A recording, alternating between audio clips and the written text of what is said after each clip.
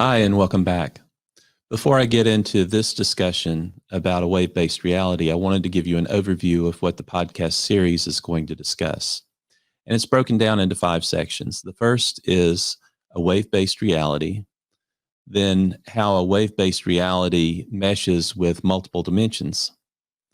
Then I want to talk about consciousness and how consciousness can exist in a wave-based reality.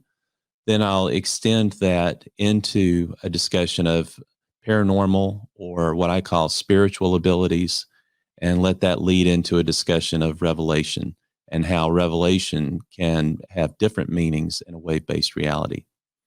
So for this podcast, I want to talk about a wave-based reality, and I want to introduce you to a book and an experiment.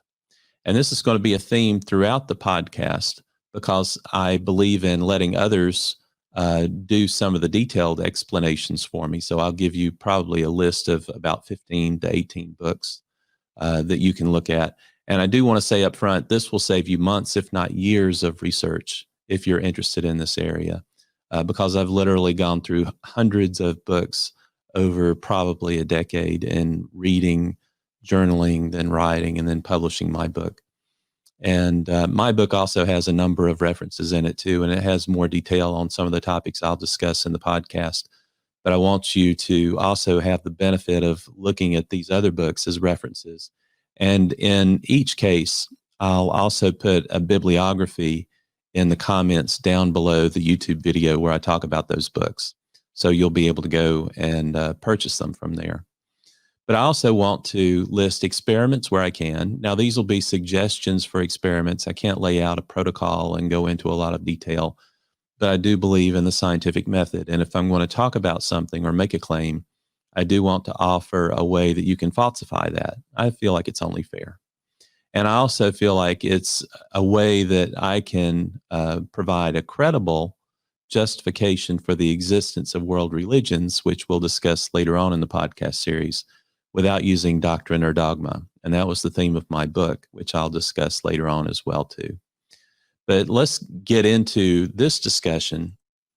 I want to talk about the book Schroeders Universe by Dr. Milo Wolff. It's available on Amazon, but I would encourage you, if you want to buy it, to look for it by the author's name as opposed to the title. When Amazon put this book up on their website, they changed that little O with 2 dots to an OE, which makes it hard to search for by title. But you can readily pull it up if you look for it by the author's name, Milo Wolff. What's interesting about this is the entire book is about a wave-based physics, wave-based reality.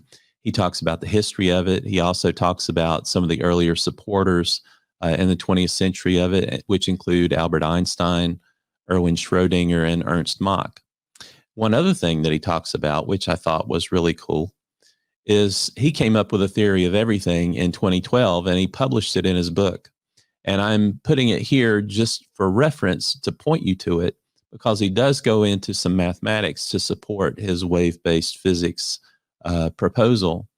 But he did a theory of everything, and he also said it was very simple, and it aligned with the natural laws, which I thought was important as well.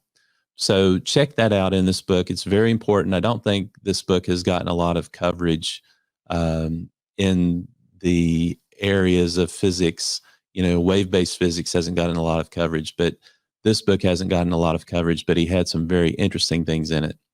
Another thing that he also came up with is an experiment, and it's about neutron decay. It's on page 108 of his book. And the background for the experiment is that on Earth, neutrons decay in about 14 minutes. They propose, or he proposes in this experiment, to do neutron decay in outer space. If neutrons are wave-based as opposed to particle-based, the theory is that the neutron decay will take an extended period of time. If it's particle-based, then it should take the same amount of time as it does on Earth. So the experiment to falsify this claim that we live in a wave-based reality would be to do neutron decay in outer space. Next, I want to give you a little bit of information up front before we talk about the third episode in this podcast series, the torus in a wave-based reality. And to do that, I also want to introduce another book, which is called Occult Chemistry. And don't let the title scare you. It was written in the 20th century, and the first edition of 3 editions was written in 2010. The third edition, which I would recommend that you get, I believe was published in 1951. But one of the things they talked about up front is an ANU, which they said was smaller than the subatomic particles that we have seen in the Large Hadron Collider, up and down quarks especially. They say there's 3 ANU in each up and down quark, and that has an effect on the positive and negative charge for the up and down quarks.